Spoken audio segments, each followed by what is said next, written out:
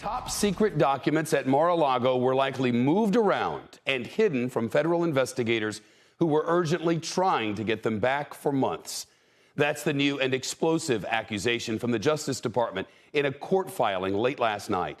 The DOJ claims it has evidence that the stash of documents was likely concealed and removed from a storage room at Mar-A-Lago to obstruct the federal investigation into the missing records. The Justice Department releasing this evidence photo from the FBI search earlier this month. Federal agents say they found these documents inside former President Trump's office in a container. You can see the folders are clearly marked top secret and secret SCI. Those are the highest levels of possible classification in America.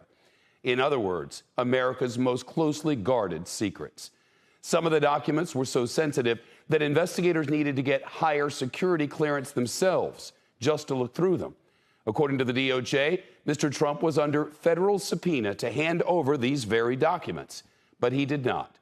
According to the feds, we're now learning from the filing that just 2 months before the FBI's search, the Trump legal team returned a stash of top secret documents. They claimed that was all they found after a diligent search of Mar-A-Lago. But when FBI agents came knocking on August the 8th, they found more than 100 classified documents still inside, some of them in Mr. Trump's own office, in his desk. The feds say that's more than twice the amount of classified documents that they received from the Trump team back in June. The DOJ's bombshell court filing was in response to the Trump legal team's request for a special master, a neutral third party who would go through all of the seized documents and determine whether any of them is protected by executive privilege and off limits to investigators. We begin tonight's coverage with CNBC senior Washington correspondent Eamon Javers. Eamon. Shep, the DOJ is arguing in its filing here that there's no need for a special master and that it would actually harm national security because it could block intelligence officials from determining the risk that may have resulted from the exposure of these highly sensitive documents. They're also arguing that Trump's claim that he declassified the documents doesn't hold water, in part because Trump's own lawyers and the custodian of the documents didn't say anything about declassification or assert executive privilege in their exchanges with the government officials about all this over the summer. And anyway, they say, Trump doesn't have a right to get the records back because they don't belong to him. Under the law, they belong to the United States, not a former president personally. Now, if the judge does go ahead with a special master, DOJ here is asking to limit the scope of that to just the issue of attorney-client privilege.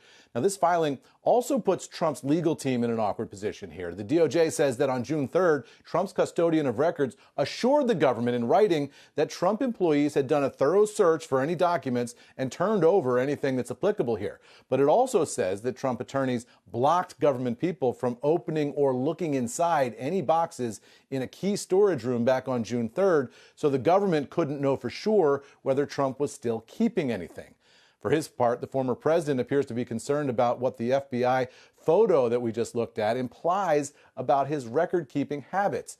In a post on his social media site, Trump wrote in part, "Terrible the way the FBI, during the raid of Mar-A-Lago, threw documents haphazardly all over the floor, perhaps pretending it was me that did it, and then started taking pictures of them for the public to see."